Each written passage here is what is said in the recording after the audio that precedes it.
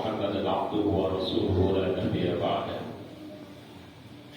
اللهم صل وسلم على نبينا وحبيبنا وقدوتنا محمد وعلى آله وصحبه أجمعين. فيا عباد الله اتقوا الله. فقال الله في القرآن: أعوذ بالله من الشيطان الرجيم. بسم الله الرحمن الرحيم. وإذا لقوا الذين آمنوا قالوا آمنا وإذا خلا بعضهم إلى بعض قالوا أتحدثونهم بما فتح الله عليكم ليحاجوكم به عند ربكم أفلا تعقلون. صدق الله وصدق رسوله وبعد. Jemaah-jemaah yang mulia, syukur kepada Allah kita ucapkan. Semoga Allah memudahkan kita untuk terus bisa bersyukur atas semua karunia yang beliau berikan, yang Allah berikan kepada kita. Semoga Allah memudahkan kita untuk terus bisa mengikut sunnah Nabi SAW di semua urusan kehidupan kita. Satu hal yang tak mungkin bisa kita ingkari untuk membahasnya adalah persoalan yang menimpa saudara-saudara kita di Palestina hari ini. Saya sepakat dengan seorang pernyataan tokoh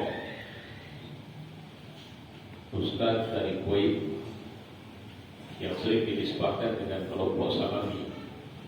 Beliau mengatakan bahwa ini bukan lagi persoalan Hamas. Berhentilah untuk memperselisihkan tentang Hamas itu siapa, bagaimana. Ini adalah persoalan Islam dengan kufur, dan kita bersama Islam untuk menghancurkan kekufuran itu. Kira-kira begitu pernyataan. Saya menganggap ini pernyataan yang paling pas, paling menenangkan. Karena di Republik ini ada kelompok yang sama, yang seperti Riyad Bajri yang mengungkapkan kalimat menjijikkan, memuakkan. Terus terang, saya lebih cenderung mengatakan mulutnya itu bersetan. Dan saya mengatakan kalau ada dari jemaah Jumat yang tidak setuju dengan kalimat saya itu, mohon maaf, nanti boleh jumpain saya lepas khutbah Jumat atau lepas salat Jumat. Ini manusia kurang ajar. Ini susah untuk menerjemahkan kalimat apa. Karena saya mencatat ini ada sekian kali pernyataan memuakkan. Dan saya tidak menyamakan, karena saya mendengar khusus pernyataan. Saya menganggap beliau guru saya, Ustaz Dr. Firanda Adrijan, yang dinisbahkan juga kepada kelompok Salafi di Republik ini. Dan saya melihat pernyataan yang tidak ada yang aneh. Beliau menyatakan wajib bagi kita umat Islam membantu.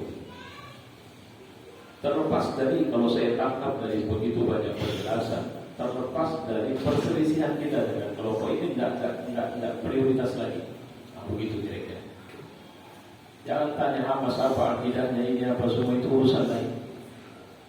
Ini urusan kezaliman yang hanya bukan manusia saja yang diam di sini, atau hanya yang tidak berjiwa manusia saja, atau sudah kehilangan kemanusiaan yang masih memberikan pembelaan kepada Israel.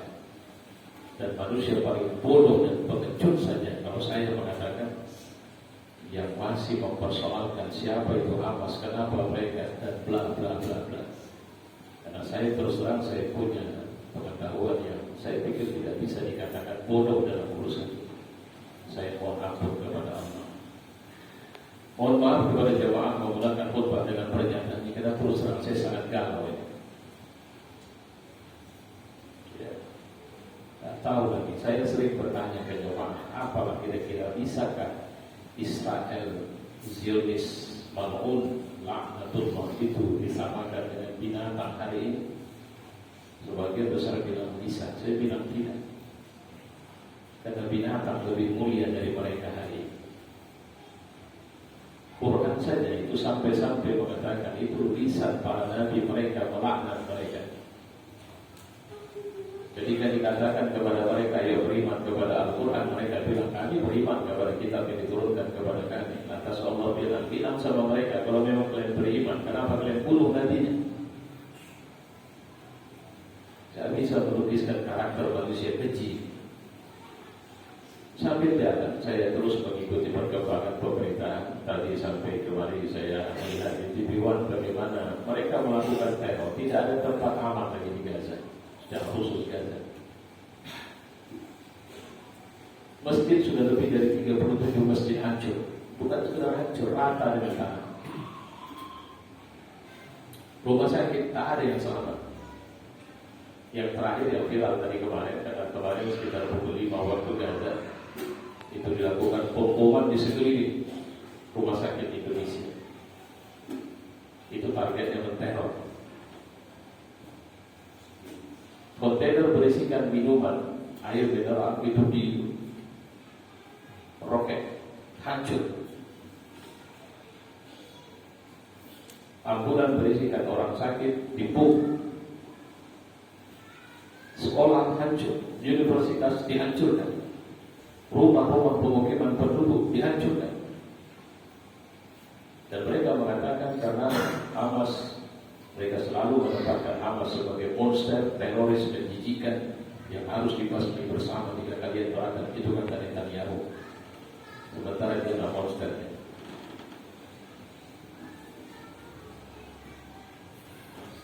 Yang paling membuat kita keruh hati. Jadi tadi saya bagaimana TV One saya lihat sudah tidak lagi ada bahasa diplomasi atau bahasa yang ditutupi. Karena TV One sepertinya saya tidak tahu apakah dia satu-satunya atau ada TV lain. Karena selalu yang saya lihat TV One yang menyebut Israel dengan kata Zionis Israel, dan sesekali ada kata penjajah Zionis Israel. Ini menarik.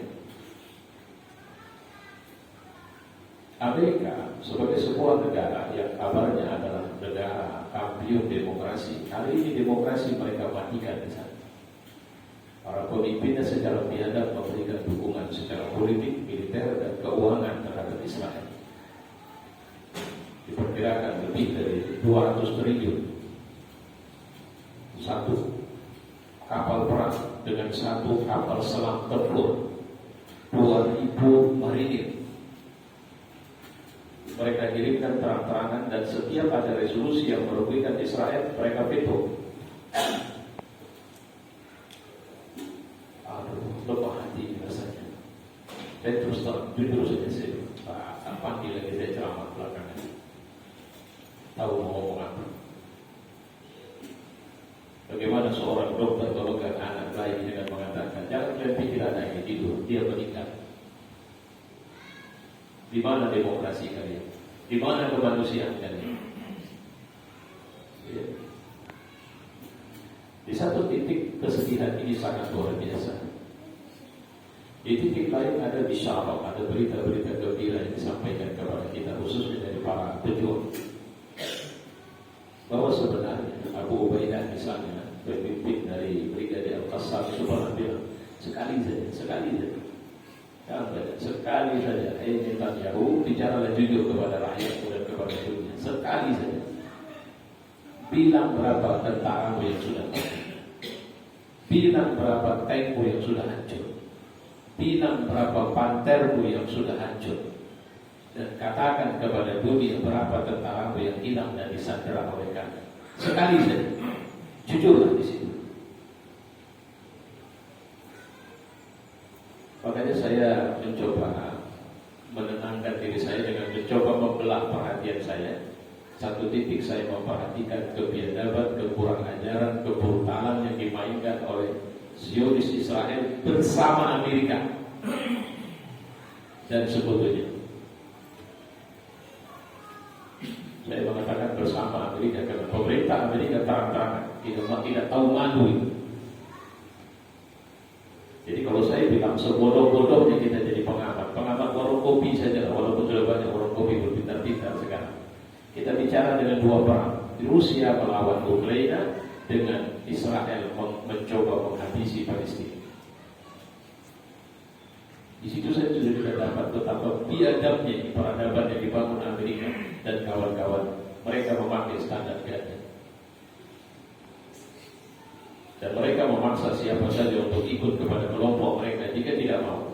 Maka Saya sangat berharap pertemuan Pak Jokowi Presiden Republik Indonesia nanti tanggal 13 itu akan menegaskan sikap Indonesia di depan Joe Biden. Saya teringat dengan apa yang dikatakan Soekarno dulu kabarnya di depan Kennedy.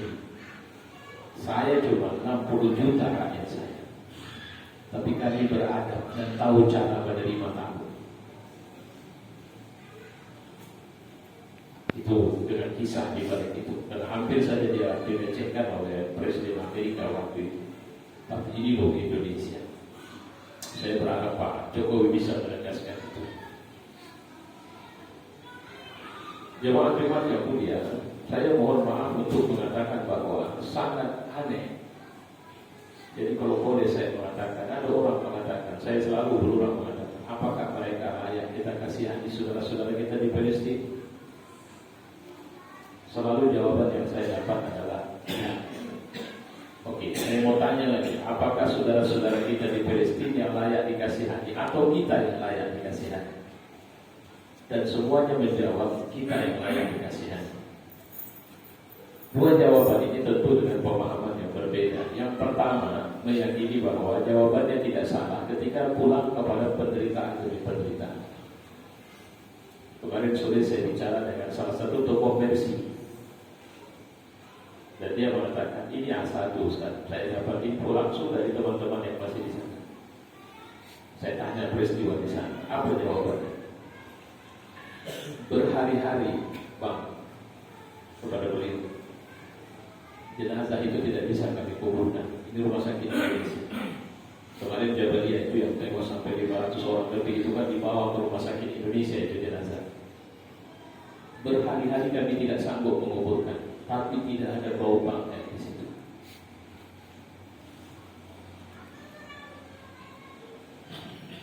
Sampai dia katakan begini, kalau kalian mau tahu di mana produksi minyak kasturi paling banyak, Gaza hari ini. Itu keluar dari tubuh para jenazah. Jadi itu tidak satu dua pemberitaan. Itu yang saya sebut dengan isyarat. Jarak kita dengan Gaza itu lebih kurang 10.000 km. Palestina. Tapi yang 10.000 km mereka di front, mereka berada di area tempur itu. Sementara kita yang jaraknya lebih 10.000 ini pengkhianatnya lebih banyak daripada yang sedang di sana ini. Kita tidak bisa menafikan bahwa Palestina itu banyak pengkhianat. Itu diakui oleh mereka. Jadi banyak itu orang-orang Gaza yang juga bukan, saya tidak bisa kebanyakan tidak. Saya mengatakan ada lebih tepatnya. Itu yang jadi informan Zionis Israel. Tapi lebih biadab di Republik kita ini. Ngaku Indonesia yang undang-undang dasarnya ada kalimat bahwa penjajahan di atas bumi harus dihapuskan, tapi dia lebih banyak membela Israel. Ada yang lebih banyak meliputin Hamas itu teroris, Hamas itu Rafidhah, Hamas itu sesat, Hamas itu pemimpinnya lebih banyak menikmati kemewahan hidup di bintang 5 Qatar dengan menjual, Masya Allah, penderitaan rakyat. Itu yang saya bilang, kurang ajar. Maunya kau di daerah perang sana supaya kau tahu kau siapa. Karena Nabi mengatakan nanti di akhir zaman bumi Syam, mafhum hadis, bumi Syam itu ular saja nggak betah di situ. Dia ditinggal, udah sembunyinya dia, tinggal di tempat persembunyiannya. Dia keluar, kenapa? Nggak betah tinggal di situ. Maksudnya apa? Kalau saya memahaminya begini, tidak ada orang yang bisa betah jadi orang munafik di sana. Karena di sana hanya dua pilihan, iman atau kufur. Kau nggak bisa berada di antara keduanya di sana. Apakah mereka lebih kuat dari kita? Ada yang bilang begini, mereka ini orang di sana ini lebih banyak jihad ketimbang ngaji, ketimbang taklim. Ini kalau saya bilang coba ditepuk mulutnya. Saya punya info sangat sahih, bukan sekedar saya baca, tapi dari mereka yang di sana. Bahkan di antara yang sampai ke kita, bayangkan di saat listrik dipadamkan, di saat rumah mereka dihancurkan, di saat logistik mereka dibatasi, bahkan sampai tidak ada seorang ayah masih sanggup mengajari anaknya sekolah ketika sekolah sudah tutup. Tapi anak itu masih pegang buku pelajaran, ayahnya jadi guru di rumah. Terus yang dia maksud taklim itu apa? Oke, baik. Asma awalina, apa yang paling tinggi dari cita-cita hidup kita? Kita ingin mati syahid. Bukankah setiap hari ada drama atau ada peristiwa syahid di sana?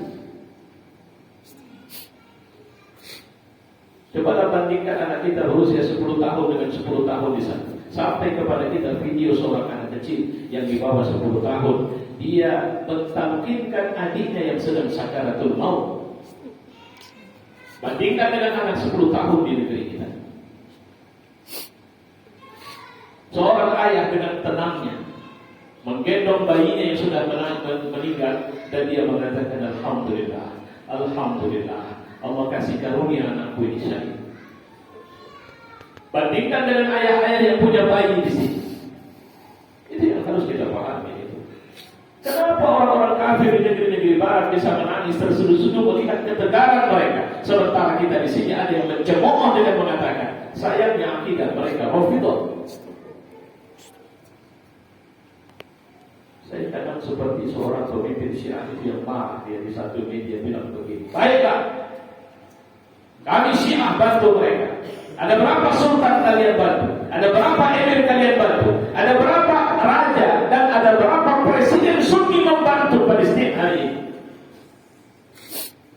Ini kadang penyakit kita udah gak buat apa-apa, buat ribut. Itu yang terjadi. Doa tidak, bantu duit enggak, ngeributin iya. Gitu. Ada sebuah hadis dari Ummu Salamah, dia berkata, ya Rasul, kalau kami tak bisa bantu Al-Aqsa, atau kami tak bisa memberi sesuatu, apa yang harus kami lakukan? Kami tak bisa datang ke sana. Kata Nabi, kasih hadiah itu. Saya lama berjedong baca hadis yang sedikit panjang ini. Terakhir saya bilang, rupanya mereka tidak butuh bantuan kita. Kita yang harus menanya, kita beriman atau tidak. Kalau beriman, itu saudaramu, maka kasih hadiah. Dan kalau bicara hadiah, itu bukan sisa duit di kantong. Tidak ada orang memberi hadiah dari yang buruk. Lama merenung lagi, kenapa harus beri hadiah sama mereka? Bukankah kita harusnya kasih tolong? Pak, kalau menolong itu dari orang yang mampu kepada yang tak mampu, dari orang yang punya kepada yang tak punya, dari orang yang tak butuh kepada orang yang butuh. Tapi kalau hadiah dari orang yang cinta kepada yang dicintai. Apa mereka butuh pertolongan kita? Pak, mereka itu hidup di garda depan, epicentrum malhamah kubro. Nabi mengatakan itu negeri yang haus darah syuhada, itu makhluk. Allah mengatakan ardul muqaddasah, itu bumi yang disucikan. Alladzi barakna haulah, yang Allah berkahi sekeliling. Hari-hari mereka menjaga 14 hektar lebih tanah yang kita sebut dengan Masjidil Aqsa. 7 Oktober kemarin mereka memulai serangan karena Israel merencanakan menutup pelataran Masjid Al-Aqsa dan memasukkan Yahudi ortodoks, Yahudi biadab yang merencanakan mengotori Al-Aqsa dengan tradisi atau perayaan keagamaan mereka dan merayakan kemenangan mereka menduduki Al-Aqsa. Itu sebab yang menandakan akhirnya Hamas memulai serangan 7 Oktober dan menghentikan rencana yang mereka rencanakan berlanjut sampai 13 Oktober ini. Mereka terperang, mereka terkejut, ada kekuatan yang luar biasa. Terus kita bilang ini karena Hamas mulai serangan. Kalau enggak begini, Pak. Aduh, gimana lagi mau bilang? 75 tahun orang itu dibom terus. Bapak jangan pikir rumah Bapak ini udah pun punya sertifikat, Bapak bisa aman di situ. Tidak, mereka datang, ini rumah kami, keluar dari sini. TV, kulkas, semua harta tinggalkan. Kalau tidak mau, mereka pun biasa. Begitulah sekarang yang terjadi di sana. 75 tahun mereka diteror oleh Zionis Israel. Terus kita bilang, ini karena Hamas mulai serangan 7 Oktober kemarin. Makanya kalau tidak tahu apa-apa, kayak kemarin saya belum sempat lihat. Kalau ada Rozi Hasim diundang Deddy Corbuzier untuk bicara di podcastnya. Cuma saya dengar komentar Bang Oni. Apa kata Bang Oni? Menit ke-14 saya berhenti dan tidak selera untuk melanjutkan mendengarkan. Kenapa? Karena jangankan atau dia itu cuma tahu 1% saja dari 100% masalah Palestina. Itu yang 1% pun kotor, penuh syubhat. Dia bicara Hamas, dia nggak ngerti Hamas. Maunya nggak usah, kalau memang nggak ngerti, diam, jangan buat ribut. Saya melihat Bang Onim ini saja yang belasan tahun tinggal di Gaza, bilang saya nggak sekuat orang Gaza. Dan dia sudah dievakuasi, sudah balik ke negeri kita. Tinggal usin Gaza di sana. Tapi dia marah itu melihat Ar-Razi Hasim ini. Karena memang saya mohon maaf, saya juga sementara saya tawakuf lah. Tapi yang pasti ayo kita fokus dengan ceritanya. Bahwa ada pembantaian kemanusiaan ini diakui dunia. Dan jangan lupa di balik cerita ini ternyata dunia tengah berbondong-bondong. Idza jaa nasrullahi wal fath wa ra'aitan nasa yadkhuluna fi dinillahi afwaja. Ada orang yang bilang saya tadi sore beli Quran dan saya membacanya dan saya sudah sampai ke surat kedua baru saya paham siapa itu Israel. Ada yang mengatakan saya menyatakan diri mereka luar biasa. Ada yang menangis terseduh-seduh ketika melihat betapa tegarnya mereka, betapa tegarnya anak-anak mereka, betapa tegarnya mereka selama ini tinggal di sana. Wanita yang ditawan dan kemudian dikeluarkan oleh Izzuddin al-Qassam dari tawanan mereka, dua orang itu yang salah satu di antaranya mengatakan forgive me Gaza. Aku minta maaf kepada maafkan aku orang Gaza. Karena ternyata aku salah sangka sama kalian hari ini. Fakta dia aku tidak bisa.